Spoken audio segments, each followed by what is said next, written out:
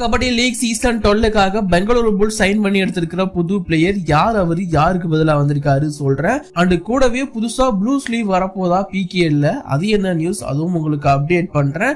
And அது மட்டும் இல்லாம ராகுல் சௌத்ரி வந்து தமிழ் தலைவாஸ் டீமை பத்தி சொல்லியிருக்காரு. அண்ட் இன்னொரு முன்னாள் பிளேயர் அண்ட் இப்போ கமெண்டேட்டரும் தமிழ் தலைவாசை பத்தி சூப்பரா பிரைஸ் பண்ணிருக்காரு. அந்த update but bro kabaddi release பண்ண ஸ்டாட்ல தமிழ் தலைவாசுக்கு மோசமான ரெக்கார்ட் தான் இருக்கு. இது எல்லாமே இந்த வீடியோ நீங்க தெரிஞ்சுக்க போறீங்க. சோ இப்போ வாங்க வீடியோக்குள்ள போகலாம். சார் சார் ஒரு நிமிஷம் சார் சார் ஒரு நிமிஷம் சார் ஒரு நிமிஷம் சார் ஒரே ஒரு 1 நிமிட்டுங்க.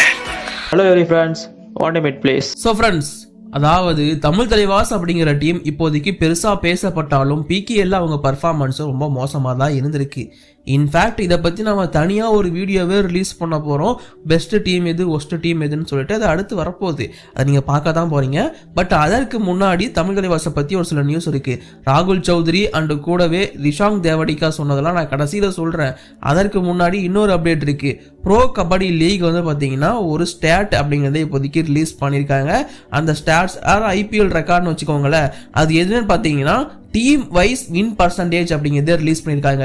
அதாவது ஒவ்வொரு டீமும் எவ்வளோ பர்சன்டேஜ் வின்னை பிகேல பெற்றிருக்காங்க அப்படிங்கிறத சொல்லியிருக்காங்க.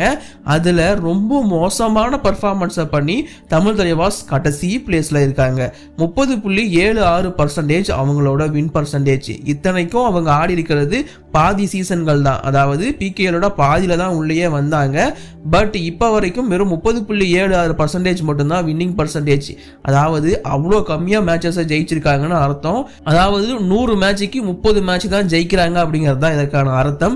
அவ்வளோ கம்மியாக ஜெயிச்சிருக்காங்க. அதை தொடர்ந்து Telugu titans 31.77, Bengal warriors 41.47, Bengaluru bulls 43.24, UP Yoddhas 43.9, டபானில்லி KC 44.29, Puneri Paltan 47.51, Gujarat giants 48.44, Jaipur pink panthers 50%, U Mumba 52.7%, Haryana steelers 52.79%, Patna pirates 53.27%.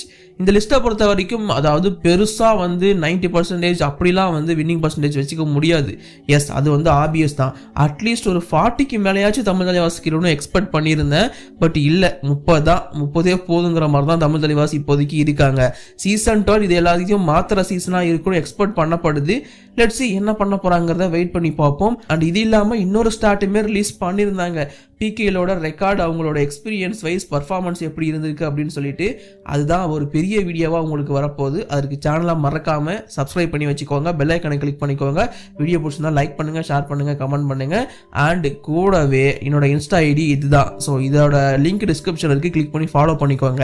எதற்காக அப்படின்னு பார்த்தீங்கன்னா உங்களுக்கு ஏதாச்சும் டவுட் இருந்துச்சுன்னா பர்சனலாக கேட்டு தெரிஞ்சுக்கலாம். அந்த மாதிரி நிறைய பேர் இப்போ ரீசெண்டாக எங்கிட்ட கேட்ட டவுட் தான், ப்ரோ அது என்ன ப்ரோ ப்ளூ ஸ்லீவ் ஆல்ரவுண்டர் கொடுக்குறாங்களாமே அப்படின்னு சொல்லி கேட்டிருந்தாங்க. இன்ஃபேக்ட் ஸ்லீவ்னா என்னன்னா ஐபிஎல்ல வந்து பாத்தீங்கன்னா ஆரஞ்சு கேப் பர்பிள் கேப் கொடுப்பாங்கல்ல, அந்த மாதிரி அதிகமான ரைட் புள்ளிகள் எடுக்கிற பிளேயருக்கு கிரீன் ஸ்லீவ் கொடுப்பாங்க. அண்ட் அதிகமான டேக்கிள் பாயிண்ட்ஸ் எடுக்கிற பிளேயருக்கு ஆரஞ்சு ஸ்லீவ் கொடுப்பாங்க. அந்த மாதிரி ரீசெண்டா கபடி டைம் அப்படிங்கிற ஒரு ஸ்போர்ட்ஸ் வெப்சைட் வந்து ப்ளூ ஸ்லீவ் அப்படிங்கிறத போட்டு இது இருந்தா எப்படி இருக்கும் அப்படிங்கிற மாதிரி கேட்டிருந்தாங்க. ஆக்சுவலி அவங்க கேட்டது என்னன்னா அது அவங்களோட ஐடியா. அதாவது இப்போ ரைடருக்கு ஒன்று டிஃபெண்டருக்கு ஒன்று கொடுக்குறாங்க, அந்த மாதிரி ஆல்ரவுண்டருக்கும் ப்ளூ ஸ்லீவ் கொடுத்தா நல்லா இருக்கும் இல்ல, எப்படி இருக்கும் அப்படிங்கிற மாதிரி தான் கேட்டிருந்தாங்க.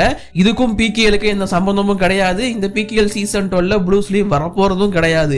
இது ஜஸ்ட் அவங்களோட ஒரு சின்ன கியூரியாசிட்டியில கேட்ட கேள்வி மட்டும்தான். இப்போ நாம கேட்போம்ல, இவருக்கு இந்த அவார்டு கொடுக்கலாம், அவருக்கு அந்த அவார்டு கொடுக்கலாம் அப்படின்னு சும்மா கேட்டிருந்தாங்க, அவ்வளவுதான். ஸோ இதை எனக்கு வந்து நிறைய பேர் ஷேர் பண்ணியிருந்தீங்க, இன்ஸ்டால டிஎம் பண்ணி கேட்டிருந்தீங்க. அதனாலதான் இதில் நான் வந்து எக்ஸ்பிளைன் பண்ணேன். மற்றபடி வேற எதுவுமே கிடையாது.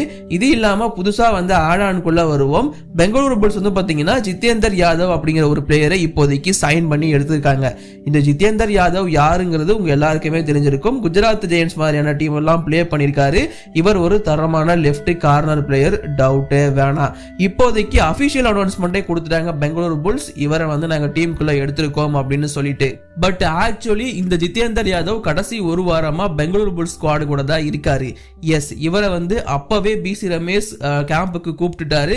பிராக்டிஸ் கேம்ப்ல தான் ரொம்ப காலமா நம்மளோட ஜிதேந்தர் யாதவ் டிராவல் பண்ணிட்டு இருக்காரு அப்படிங்கிறது கூடுதலான அப்படிங்கிறதான விஷயம். ரொம்ப காலமா அங்க இருக்கிற ஸ்குவாட் கூட சேர்ந்து தான் பிராக்டிஸ் அப்படிங்கிறத பண்ணிட்டு இருக்காரு. வழக்கமா இது பண்றதுதான். எல்லா டீம்ஸுமே ஏதாச்சும் ஒரு நல்ல சீனியர் பிளேயரை வந்து கூப்பிட்டு கேம்புக்குள்ள வச்சுப்பாங்க.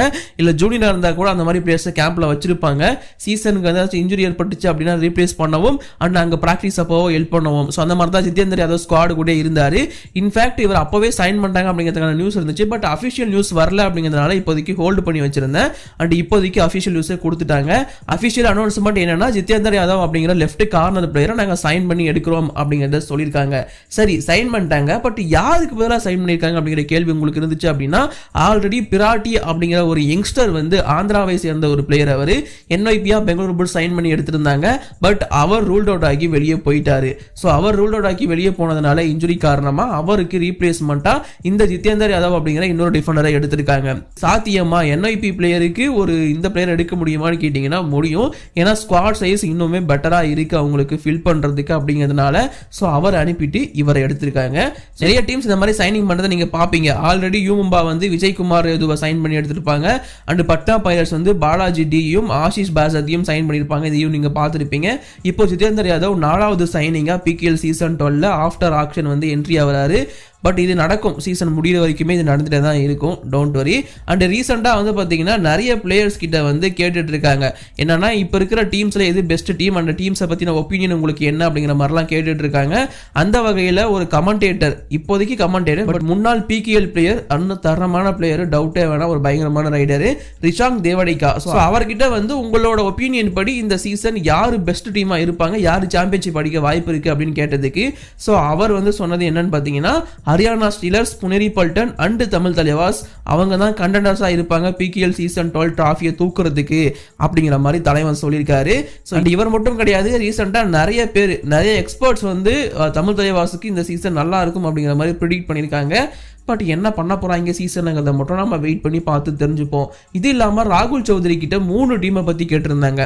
அவர்கிட்ட ஃபர்ஸ்ட் கேட்கப்பட்ட டீம் யூபி யோதாஸ். யூபி யோதாஸை பார்க்கும்போது எனக்கு வந்து பார்த்தீங்கன்னா பேப்பர் வைஸாக செம்ம டீமாக தெரியுறாங்க, செம்ம ஸ்ட்ராங்கான டீமாக தெரியாங்க.